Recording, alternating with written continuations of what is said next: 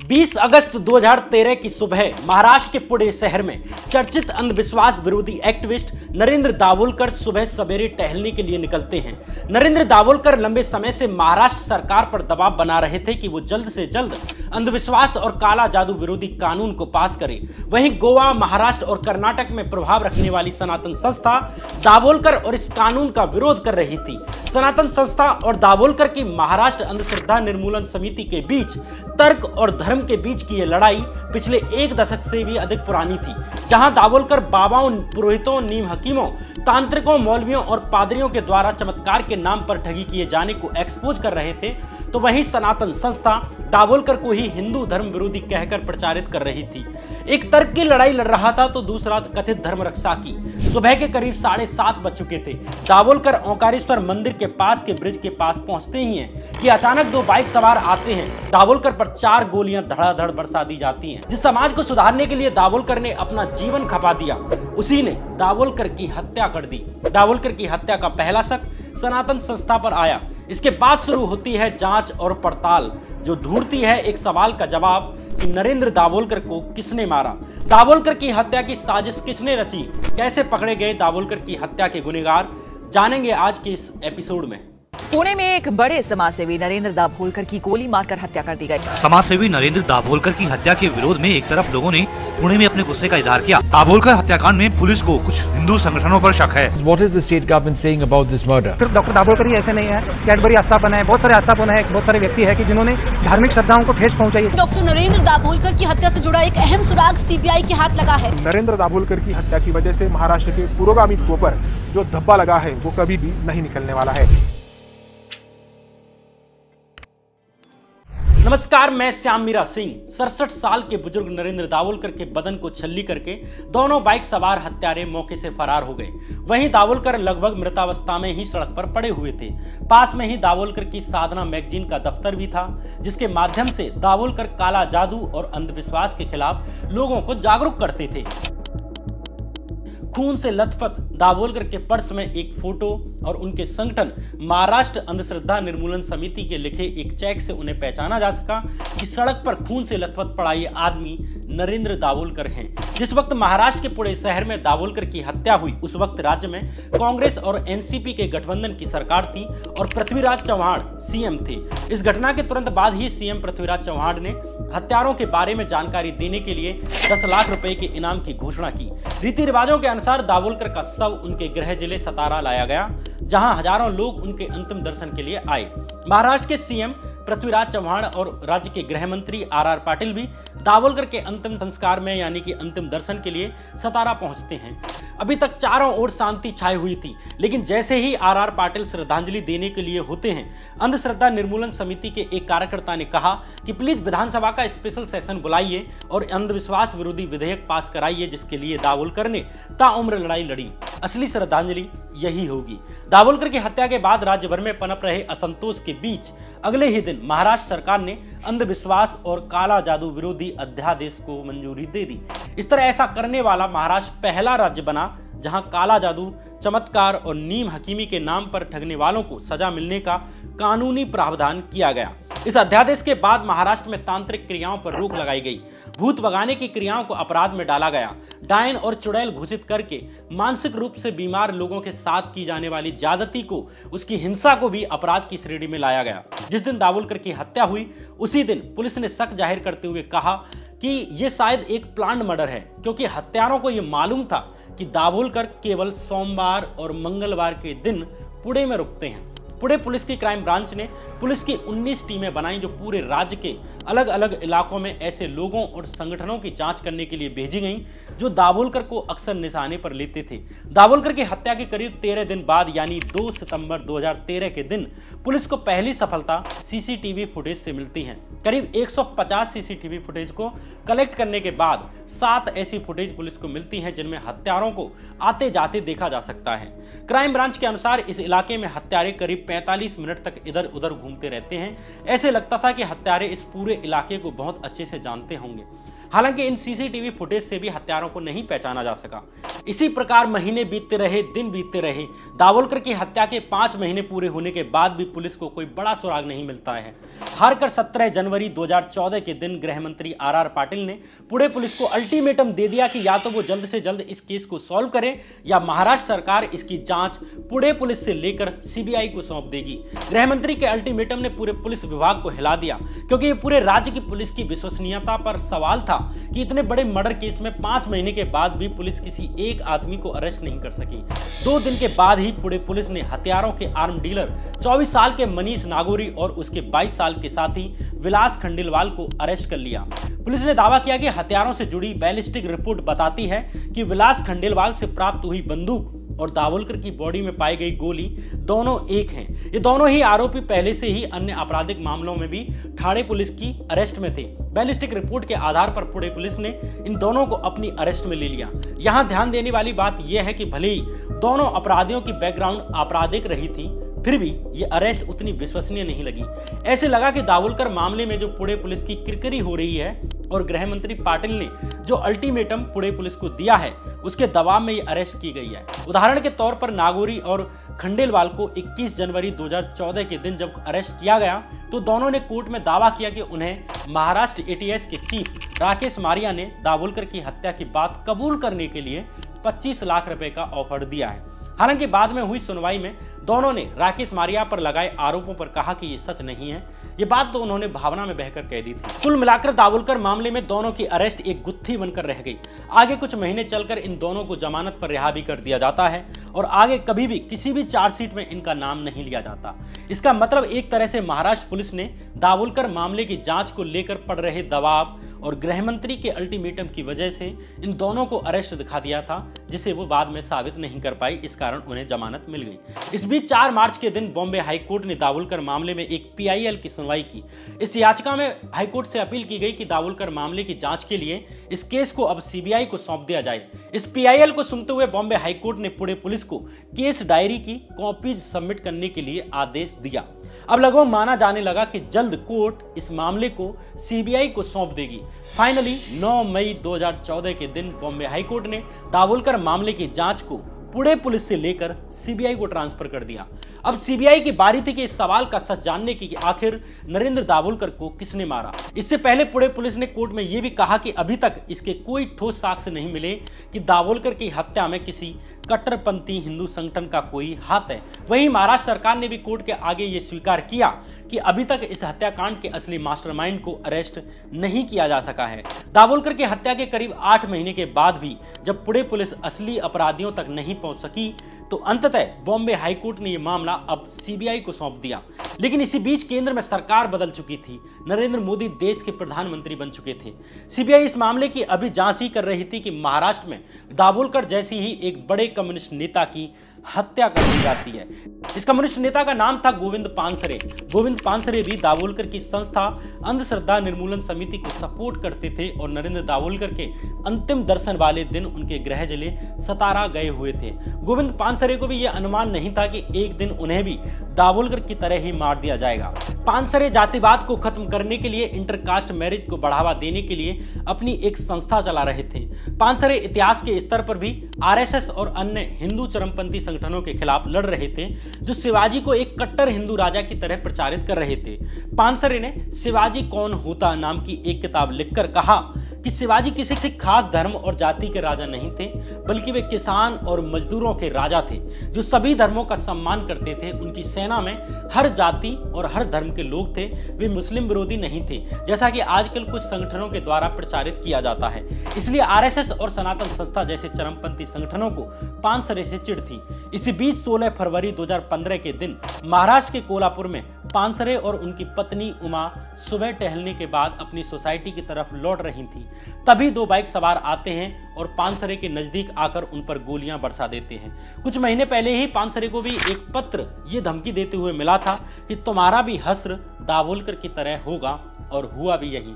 84 साल के बुजुर्ग गोविंद पानसरे 4 दिन तक जीवन मौत की लड़ाई लड़ते रहे, लेकिन 20 फरवरी के दिन वो जिंदगी की जंग हार जाते हैं। दाभोलकर के बाद गोविंद पानसरे की हत्या ने एक बार फिर सनातन संस्था को सरकारी जांच एजेंसियों की नजर में ला दिया। गोविंद पानसरे पर हुए हमले को 1 महीना पूरा हुआ ही था कि 16 मार्च के दिन ही एक और बड़े कम्युनिस्ट नेता भारत पाटड़कर को भी धमकी भरा पत्र भेजा गया। इस पत्र में भारत पाटड़कर को धमकी दी गई कि तुम्हारा हाल भी गोविंद पानसरे जैसा होगा। हालांकि भारत पाटड़कर को वक्त पर ही सिक्योरिटी मुहैया करा दी गई और उनके साथ कोई बड़ी अनहोनी नहीं होती है। धीरे धीरे दाभोलकर के बाद पानसरे की हत्या को भी 6 महीने का वक्त गुजर जाता है, लेकिन इसके बावजूद कोई अरेस्ट नहीं होती है। इसी बीच 30 अगस्त 2015 के दिन लिंगायत कम्युनिटी के प्रसिद्ध नेता और प्रसिद्ध कन्नड़ साहित्यकार MM कलवर्गी की भी हत्या कर दी जाती है। महाराष्ट्र से सटे कर्नाटक राज्य के धारवाड़ जिले में रहने वाले MM कलवर्गी भी कट्टरपंथी विचारधारा के खिलाफ बोलते थे। M कलवर्गी भी दाभोलकर की तरह ही कर्नाटक में अंधविश्वास विरोधी कानून लाने के लिए आवाज उठा रहे थे। दाभोलकर, पानसरे और कलवर्गी, इन तीनों चर्चित सामाजिक कार्यकर्ताओं की हत्या ने किसी गहरी साजिश की तरफ इशारा किया जो अब तक पुलिस की पकड़ से बाहर थी। इधर बॉम्बे हाईकोर्ट ने CBI को नरेंद्र दाभोलकर मामले की जांच सौंप दी थी, जिसकी जांच अभी तक पुणे पुलिस कर रही थी। हालांकि CBI पर भी आरोप लगते रहे कि दाभोलकर मामले की जांच उस गति से नहीं हो रही जिससे की जानी चाहिए। इसकी जांच बहुत धीमी गति से की जा रही है। इसी बीच जून 2016 में एक ऐसे गवाह की एंट्री होती है जिससे इस केस के पर्दे खुल जाते हैं। इस गवाह का नाम था संजय साडविलकर।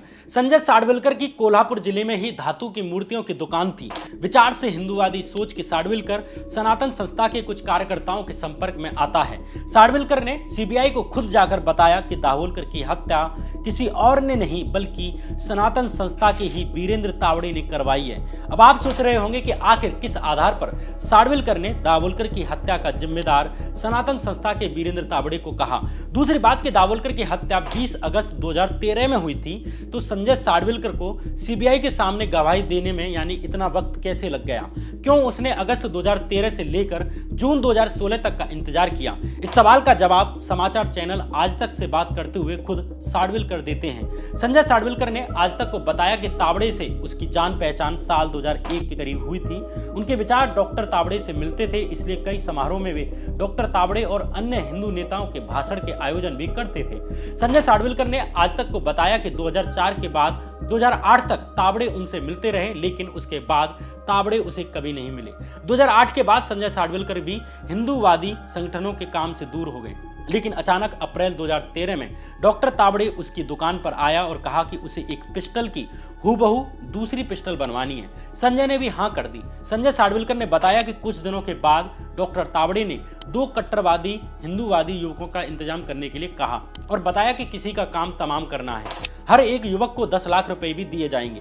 अब संजय साडविलकर को लगा कि कुछ बड़ी गड़बड़ किए जाने की प्लानिंग है, इसलिए संजय साडविलकर ने अब वीरेंद्र तावड़े के काम को टालना शुरू कर दिया। साडविलकर के अनुसार उसने कभी भी कोई बंदूक बनाकर नहीं दी। साल 2013 के अप्रैल और जून महीने तक वीरेंद्र तावड़े संजय से मिलता रहा, लेकिन उसके बाद मिलना बंद हो गया। इसी बीच अचानक 20 अगस्त के दिन संजय साडविलकर को डॉक्टर दाभोलकर की हत्या की खबर मिलती है। संजय साडविलकर के अनुसार उसका दिमाग तभी ठनक गया कि यह काम जरूर डॉक्टर तावड़े ने ही करवाया है, लेकिन संजय साडविलकर इतनी हिम्मत नहीं जुटा पाया कि वो ये बात पुलिस को बताए। समय बीतता गया। इसी बीच 16 फरवरी 2015 की सुबह तकरीबन 9 बजे कॉमरेड गोविंद पानसरे और उनकी पत्नी पर भी दाभोलकर वाले पैटर्न पर ही मॉर्निंग वॉक के दौरान 2 बाइक सवारों ने गोलियों से हमला कर दिया। दाभोलकर के बाद पानसरे की हत्या की खबर ने संजय साडविलकर को अंदर से हिला दिया। अब संजय ने निर्णय लिया कि वो इस बात की जानकारी पुलिस को देगा।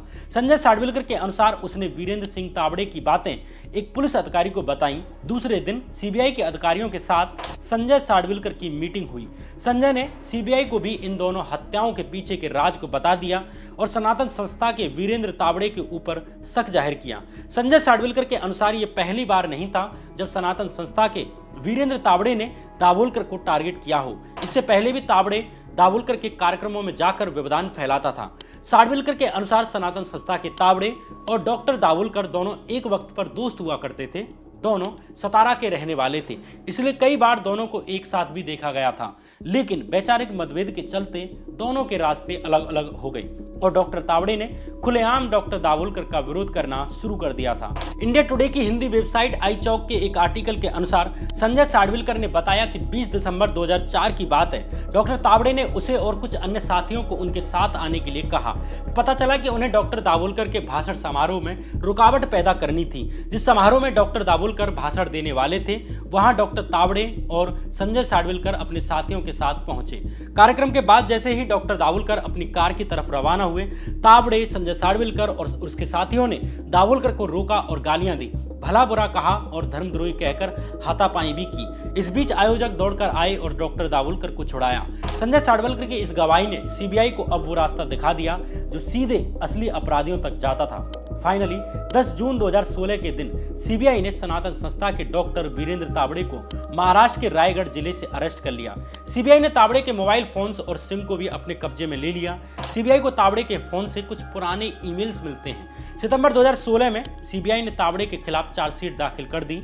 सीबीआई ने अपनी इस चार्जशीट में बताया कि कैसे सनातन संस्था के साहित्य में भी दाभोलकर जैसे लोगों के लिए घृणा और हिंसा का रास्ता अपनाने की सलाह दी गई है। सीबीआई की चार्जशीट के अनुसार जब सीबीआई ने 1 जून 2016 को सनातन संस्था के गोवा स्थित आश्रम में रेड मारी तो उसने एक हार्ड डिस्क जब्त की जिसमें दाभोलकर और उनकी संस्था के खिलाफ फोटोग्राफ्स और अन्य कागजात मिलते हैं। इस हार्ड डिस्क में धर्मद्रोही नाम के एक फोल्डर था जिसमें कुछ मुस्लिमों, 2 पुलिसकर्मियों के साथ साथ दाभोलकर की भी तस्वीर थी। तावड़े के कुछ पुराने ईमेल्स के आधार पर सीबीआई ने इस चार्जशीट में सनातन संस्था के विनोद पवार और सारंग अकोलकर को भी आरोपी बनाया। विनय पवार का नाम साल 2009 में गोवा में हुए बम ब्लास्ट केस में भी आया था। तब से ही विनय पवार अब तक गायब था। गोवा मामले में ही सारंग अकोलकर भी फरार चल रहा था, लेकिन सीबीआई ने दावा किया कि विनय पवार और सारंग अकोलकर ही दाभोलकर को गोली मारने वाले 2 शूटर थे और इस पूरी साजिश को रचा सनातन संस्था के वीरेंद्र तावड़े ने। सीबीआई ने विनोद पवार और सारंग अकोलकर को इस केस में वांटेड घोषित कर दिया जो अभी तक 2009 से ही गोवा मामले में फरार चल रहे थे। जांच के दौरान सीबीआई ने दावा किया कि सनातन संस्था के कार्यकर्ता अभी से नहीं बल्कि साल 2007 से ही दाभोलकर की हत्या की साजिश रच रहे थे, लेकिन साल 2009 में गोवा बम ब्लास्ट केस में सनातन संस्था के रडार पर आने के कारण इस प्लान को टाल दिया गया, जिसे साल 2013 में आखिर में आकर अंजाम दे दिया गया। सीबीआई ने दावा किया कि साल 2008 और 9 में हुए गोवा और महाराष्ट्र के ठाणे और वासी में हुए बम ब्लास्ट के बाद सनातन संस्था के कार्यकर्ताओं ने अपना प्लान बम ब्लास्ट करने के बजाय एक एक व्यक्ति को निजी रूप से टारगेट करने पर शिफ्ट कर दिया जिन्हें वे एंटी हिंदू कहते थे। इन लोगों के लिए सनातन संस्था के कार्यकर्ताओं के द्वारा राक्षस नाम के कोड से संबोधित किया जाता था। इस बीच 5 सितंबर 2017 के दिन दाभोलकर, पानसरे और कलबुर्गी की तरह ही कर्नाटक के बंगलुरु शहर में पत्रकार गौरी लंकेश की भी हत्या कर दी जाती है। गौरी लंकेश की हत्या भी सेम उसी पैटर्न में की गई जिस पैटर्न में बाकी तीनों की गई थी। गौरी को भी 2 बाइक सवारों द्वारा घर के गेट पर ही गोलियां मारी गईं। गौरी लंकेश की हत्या में भी सनातन संस्था पर सवाल उठने लगे। जब जांच हुई तो कर्नाटक पुलिस ने अमोल काले नाम के एक शख्स को मास्टरमाइंड पाया। कर्नाटक पुलिस के अनुसार अमोल काले ने ही गौरी लंकेश की हत्या की साजिश रची थी। अमोल काले भी सनातन संस्था की हिंदू जनजागृति समिति का एक्टिव मेंबर था। इधर गौरी लंकेश मामले की जांच चल रही थी कि इसी बीच 9 अगस्त 2018 के दिन महाराष्ट्र एटीएस कुछ ऐसे हिंदूवादी चरमपंथियों और सनातन संस्था से जुड़े लोगों को 20 बमों के साथ पकड़ती है जो महाराष्ट्र के अलग अलग इलाकों में बम ब्लास्ट करने वाले थे। ये मामला नाला सोपारा हथियार बरामदगी मामले के नाम से चर्चित हुआ। इस केस में ऐसा कुछ निकलता है जो दाभोलकर मामले में एक बड़ा खुलासा करता है, जिसके बाद सीबीआई की जांच एकदम से पलट जाती है। दरअसल 9 अगस्त 2018 के दिन महाराष्ट्र एटीएस ने पालगढ़ जिले के नाला सोपारा की एक बिल्डिंग से 20 देसी बम और 50 वस्तुएं जब्त की जिनका उपयोग बम बनाने के लिए किया जाना था। ये बिल्डिंग किसी और की नहीं बल्कि विजय राउत नाम के स्थानीय गौरक्षक का घर था। विजय राउत सनातन संस्था का सिंपैथाइजर था और हिंदू गौवंश रक्षा समिति नाम का संगठन चला रहा था और सोशल मीडिया पर खुद को सनातन संस्था से जुड़ा हुआ बताता है। विजय राउत के साथ ही महाराष्ट्र एटीएस ने शरद कलस्कर और सुधनवा गोंदलेकर को भी अरेस्ट किया। महाराष्ट्र एटीएस के अनुसार ये तीनों पुणे, सोलापुर, सतारा और नाला सोपारा में बम ब्लास्ट करने वाले थे। मुंबई मिरर की एक खबर के अनुसार फर्जी गौरक्षक विजय राउत के दफ्तर से भी 12 देसी बम मिले जो उसके घर वाली बिल्डिंग वाली गली में ही था। इसके साथ साथ विजय राउत के घर से बड़ी मात्रा में बारूद मिला, 16 देसी पिस्टल मिली, 5 एयरगन मिली और 9 आदि असेंबल्ड पिस्तौल मिली। 30 कारतूस और 6 पिस्तौल मैगजीन भी मिली। कुल मिलाकर बम बनाने से लेकर बंदूक बनाने का पूरा सामान मिला, जैसे समझो कोई फैक्ट्री हो। विजय राउत सनातन संस्था की ही दूसरी संस्था हिंदू जनजागृति मंच के कार्यक्रमों में जाया करता था। सिर्फ राउत ही नहीं बल्कि उसके साथ अरेस्ट हुआ सुधनवा गोंदलेकर भी सनातन संस्था से जुड़ा हुआ था और एक प्राइवेट टैक्सी कंपनी में काम कर रहा था। नाला सोपारा बम बरामदगी मामले में एक बार फिर सनातन संस्था पर सवाल खड़े कर दिए कि आखिर ये संगठन अंदर ही अंदर क्या कर रहा है। इस केस ने दोबारा से दाभोलकर, पानसरे, कलबर्गी और गौरी लंकेश के केस से सनातन संस्था का लिंक और पुष्ट कर दिया। अब इन पांचों चीजों को एक साथ देखा जाने लगा। इसका कारण एक तो इनका सनातन संस्था से जुड़ा होना रहा, दूसरा बड़ा कारण यह था कि जब गौरी लंकेश मामले में अमोल काले से पूछताछ की जा रही थी, तब भी नाला सोपारा कांड वाले विजय राउत और सुधनवा गोंदलेकर का नाम सामने आया था। सनातन संस्था से जुड़े कई मामलों में पहले से ही कर्नाटक पुलिस और महाराष्ट्र पुलिस दोनों मिलकर काम कर रही थी, क्योंकि दोनों ही राज्य आपस में बॉर्डर शेयर करते हैं और सनातन संस्था इन दोनों ही राज्यों में अंदर ही अंदर एक्टिव भी है और अपने कामों को अंजाम दे रही थी। इससे पहले ही फॉरेंसिक रिपोर्ट्स में यह प्रूव भी हो चुका था कि गौरी लंकेश और कलबर्गी दोनों ही 7.65 mm वाली एक देसी पिस्टल से इन दोनों को मारा गया था।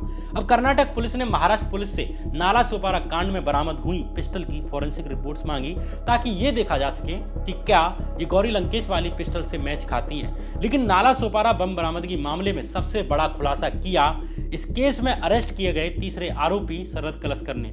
एनडीटीवी की एक रिपोर्ट के अनुसार शरद कलस्कर ने अपनी गवाही में बताया कि उसे कुछ दक्षिणपंथी विचारधारा के लोगों ने संपर्क किया और बम बनाना सिखाया और विचारधारा के बारे में ट्रेनिंग दी। शरद कलस्कर ने गवाही दी कि मुझे वीरेंद्र तावड़े नाम के आदमी ने कहा कि हमें राक्षसों का अंत करना होगा। शरद कलस्कर के अनुसार वीरेंद्र तावड़े ने ही उससे कहा था कि मुझे दाभोलकर के सर में गोली मारनी है ताकि वो मौके पर ही दम तोड़ दें। अपनी गवाही में शरद कलस्कर ने कहा कि उसने वीरेंद्र तावड़े के निर्देशों को मानते हुए दाभोलकर की रेकी की। सीबीआई की एक चार्जशीट के अनुसार दाभोलकर की हत्या से एक दिन पहले वीरेंद्र तावड़े ने सचिन अंडूरे को कॉल करके बुलाया और दाभोलकर की हत्या करने के लिए कहा। इस बारे में दूसरे शूटर शरद कलस्कर को भी सूचित कर दिया गया। दोनों उसी शाम औरंगाबाद से पुणे के लिए निकल गए जहां दाभोलकर रहते थे। सुबह करीब 4:30 बजे दोनों शूटर पुणे पहुंच गए, लेकिन सुबह 6:45 पर दोनों ने दिन निकलने का इंतजार किया। इसके बाद पहले से डिसाइडेड उस जगह पर पहुंच गए जहां से उन्हें एक बाइक लेनी थी और यहां से उन्हें हत्या को अंजाम देने के लिए फ्रेश कपड़े मिले। इसके बाद सचिन अंडूरे ने दाभोलकर के अपार्टमेंट से लेकर ओंकारेश्वर ब्रिज तक पीछा किया। इस ब्रिज पर शरद कलस्कर पहले से ही दाभोलकर का इंतजार कर रहा था। दाभोलकर मामले में शूटर शरद कलस्कर के कन्फेशन के अनुसार सुबह जब टहलते हुए नरेंद्र दाभोलकर ओंकारेश्वर ब्रिज के पास पहुंचे तो पीछे से कलस्कर ने अपनी पिस्टल निकाली और दाभोलकर के सर में एक गोली मार दी। गोली लगते ही लहूलुहान दाभोलकर जमीन पर गिर गए। शरद कलस्कर के अनुसार उसने दोबारा एक गोली मारनी चाहिए, लेकिन वो फंस गई। इसके बाद उसने एक गोली को बाहर निकाला और दूसरी गोली दाभोलकर की सीधी आंख में मार दी। वहीं सचिन अंडूरे ने भी गोली दाग दी। सीबीआई की चार्जशीट के अनुसार दाभोलकर की हत्या को अंजाम देने के बाद दोनों पहले से ही प्लान्ड रास्ते से फरार हो गए।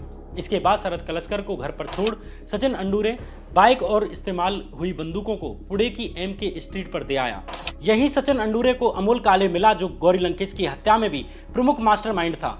3 दिन बाद सचिन अंडूरे और शरद कलस्कर दोनों को अपने किए अपराध के कारण पकड़े जाने का डर सताने लगा। इस पर वीरेंद्र तावड़े ने दोनों को सोलापुर जिले के पंढरपुर में बुलाया। शरद कलस्कर के कन्फेशन के अनुसार वीरेंद्र तावड़े ने उसे अमोल काले से मिलाया, जो पत्रकार गौरी लंकेश की हत्या के मामले में जेल में है। इसके बाद शरद कलस्कर ने कई ऐसी मीटिंग्स अटेंड की जिनमें गौरी लंकेश की हत्या की साजिश रची गई। शरद कलस्कर ने अपने कन्फेशन में कहा कि ऐसी ही एक मीटिंग अगस्त 2016 में कर्नाटक के बेलगाम में की गई, जहां उन लोगों के नाम पूछे गए जो हिंदुइज्म के खिलाफ काम कर रहे थे। तभी इस मीटिंग में गौरी लंकेश का नाम सामने आया और वहीं गौरी लंकेश की हत्या का निर्णय लिया गया। इसके बाद ऐसी ही एक मीटिंग साल 2017 के अगस्त महीने में हुई, जहां गौरी लंकेश की हत्या की फाइनल तैयारी की गई। इसके 1 महीने के बाद ही गौरी लंकेश की हत्या कर दी जाती है। शरद कलस्कर के अनुसार इसी तरह का एक प्लान बॉम्बे हाईकोर्ट के रिटायर्ड जज जस्टिस बीजी कोलसे पाटिल की हत्या का रचा गया था। हालांकि गौरी लंकेश के केस के बाद सनातन संस्था और अन्य हिंदू चरमपंथी संगठनों से जुड़े लोग पकड़े गए। एक डायरी भी अमोल काले के यहां से बरामद हुई थी, जिसमें करीब 30 से अधिक ऐसे लोगों के नाम थे जो टारगेट पर थे। लेकिन गौरी लंकेश मामले के बाद अधिकतर साजिशकर्ता अरेस्ट हो गए। नाला सोपारा बम बरामदगी मामले के बाद शरद कलस्कर के दिए बयान यानी कन्फेशन के बाद महाराष्ट्र और कर्नाटक पुलिस दोनों को ही एक बड़ी लीड मिल गई थी। महाराष्ट्र एटीएस के सामने दिए कलस्कर के कन्फेशन के बाद दाभोलकर मामले की जांच कर रही सीबीआई ने उसे अपनी हिरासत में ले लिया। महाराष्ट्र एटीएस की टीम से मिली जानकारी के आधार पर सीबीआई ने 18 अगस्त 2018 के दिन दाभोलकर के दूसरे शूटर यानी औरंगाबाद के सचिन अंडूरे को भी अरेस्ट कर लिया। नाला सोपारा बम बरामदगी मामले के आरोपी शरद कलस्कर के अनुसार उसने और सचिन अंडूरे ने ही सनातन संस्था के वीरेंद्र तावड़े के कहने पर दाभोलकर को गोलियां मारी थी। यहाँ ये बात ध्यान देने की है कि पहले सीबीआई ने अपनी चार्जशीट में कहा था कि वीरेंद्र तावड़े मास्टरमाइंड था और उसके कहने पर विनोद पवार और सारंग अकोलकर ने दाभोलकर पर गोलियां चलाई थी, जो पहले से ही साल 2009 और 8 में हुए गोवा और महाराष्ट्र बम ब्लास्ट मामलों में फरार चल रहे थे। लेकिन अब सीबीआई ने शूटर्स के नाम बदल दिए। 14 फरवरी 2019 को पुणे कोर्ट में दाखिल की गई अपनी नई सप्लीमेंट्री चार्जशीट में सीबीआई ने कलस्कर और सचिन अंडूरे के शूटर होने का दावा किया और कहा कि तावड़े के कहने पर ही शरद कलस्कर और सचिन अंडूरे ने ही दाभोलकर की हत्या की थी। इसके बाद 25 मई 2019 के दिन सीबीआई ने दाभोलकर मामले में सनातन संस्था से जुड़े 2 और बड़े लोगों को अरेस्ट किया। ये 2 बड़े लोग थे संजीव पुनालेकर और उसका दूसरा साथी विक्रम भावे। संजीव पुनालेकर मुंबई का रहने वाला एक वकील था जो दाभोलकर मामले में मास्टरमाइंड माने जा रहे सनातन संस्था से जुड़े ईएनटी डॉक्टर वीरेंद्र तावड़े का केस लड़ रहा था। वकील संजीव पुनालेकर नॉर्मल आदमी नहीं था, बल्कि सनातन संस्था का ही एक सक्रिय कार्यकर्ता था। सनातन संस्था से जुड़े कार्यकर्ताओं के केस लड़ने और बाकी लोगों पर मानहानि के केस करने के लिए सनातन संस्था के पास वकीलों की एक बड़ी फौज है जो हिंदू विधिज्ञ परिषद यानी HVP के अंदर काम करते हैं। संजीव पुनालेकर इसी HVP को लीड कर रहा था और दाभोलकर मामले में मास्टरमाइंड रहे वीरेंद्र तावड़े का केस लड़ रहा था। लेकिन दाभोलकर मामले में सीबीआई ने संजीव पुनालेकर को ही अरेस्ट कर लिया। 25 मई को अरेस्ट हुए संजीव पुनालेकर को करीब 1.5 महीने बाद 6 जुलाई 2019 के दिन पुणे की सेशन कोर्ट ने सशर्त जमानत दे दी। कोर्ट ने शर्त रखी थी कि जब भी सीबीआई जांच के लिए बुलाएगी तो उसे आना पड़ेगा और जब तक केस खत्म नहीं हो जाता वो विदेश नहीं जा सकता। संजीव पुनालेकर की अरेस्ट और जमानत पर रिहाई के बाद 20 नवंबर 2019 के दिन सीबीआई ने संजीव पुनालेकर और उसके साथी विक्रम भावे के खिलाफ पुणे कोर्ट में चार्जशीट दाखिल कर दी। इस चार्जशीट के अनुसार दाभोलकर के 2 शूटरों में से एक शरद कलस्कर ने सीबीआई के सामने कबूल किया है कि वकील पुनालेकर ने उसे और उसके सहयोगियों को दाभोलकर और पत्रकार गौरी लंकेश मामले में इस्तेमाल किए गए हथियारों को नष्ट करने का निर्देश दिया था। सीबीआई के अनुसार जून 2018 में शरद कलस्कर संजीव पुनालेकर के ऑफिस गया था, जहां संजीव पुनालेकर ने उसे गौरी लंकेश और दाभोलकर मामले में इस्तेमाल हुए हथियारों को नष्ट करने के लिए कहा। उस वक्त विक्रम भावे भी साथ में मौजूद था। वकील संजीव पुनालेकर के कहने पर ही शरद कलस्कर ने 23 जुलाई 2018 के दिन 4 देसी पिस्टलों को एक पुल से अरब सागर से लगी ठाड़े की खाड़ी में फेंक दिया। सीबीआई के अनुसार संजीव पुनालेकर के साथी विक्रम भावे ने नरेंद्र दाभोलकर के दोनों शूटरों यानी सचिन अंडूरे और शरद कलस्कर को दाभोलकर की हत्या से पहले रेकी करने में मदद की थी। संजीव पुनालेकर अक्सर टीवी चैनलों पर डिबेटों पर आकर सनातन संस्था को डिफेंड करता था और ट्विटर पर आकर ऐसे लोगों को कानूनी धमकी देता था जो उसकी आइडियोलॉजी से नहीं आते या उससे मैच नहीं करते। लेकिन सनातन संस्था का वही वकील संजीव पुनालेकर भी दाभोलकर की हत्या की साजिश में लिप्त पाया गया। संजीव पुनालेकर न केवल दाभोलकर हत्या के मास्टरमाइंड डॉक्टर वीरेंद्र तावड़े को बचाने के लिए केस लड़ रहा था, बल्कि साल 2008 और 9 में गोवा और महाराष्ट्र में हुए बम धमाकों के आरोपियों के पक्ष में भी वो केस लड़ रहा था। फिलहाल दाभोलकर मामला अभी भी कोर्ट में चल रहा है। उम्मीद करते हैं कि जल्द उन्हें न्याय भी मिलेगा और हत्यारों को उम्र कैद की सजा मिलेगी। लेकिन सवाल यह है कि आखिर ये कैसा धर्म हम बनाना चाहते हैं, ये कैसी हम रक्षा कर रहे हैं कि इंसानों की हत्या करने में भी आपके हाथ नहीं कांपते। दाभोलकर जो देश में अंधश्रद्धा, पाखंड, काला जादू और अंधविश्वास से आम गरीब इंसानों को बचाना चाहते थे, उन्हें धर्म बचाने की आड़ में मौत के घाट उतार दिया जाता है। बहरहाल मैं बिना कोई अपना मत जाहिर किए अपनी कहानी यहीं समाप्त करता हूँ। सोचने, विचारने और निर्णय लेने का निर्णय आपके जिम्मे छोड़ता हूँ। ये आप तय करें कि कौन सही, कौन गलत, कौन तार्किक और कौन पाखंडी। अगर आपको ये वीडियो अच्छी लगी है तो वीडियो को लाइक करते हुए जरूर जाएं और अगर पहली बार चैनल पर आए हैं तो चैनल को सब्सक्राइब करते हुए जरूर जाएं। आपका सब्सक्राइब ही हमारा सपोर्ट है। बहरहाल ये एक सनातन संस्था और गौरी लंकेश मामले पर चौथा एपिसोड था। इस सीरीज के बाकी 3 एपिसोड मेरे चैनल पर देखे जा सकते हैं। इसकी लिंक आपको कमेंट बॉक्स में और डिस्क्रिप्शन बॉक्स में मिल जाएगी। तब तक के लिए बने रहिए इस चैनल पर। नमस्कार।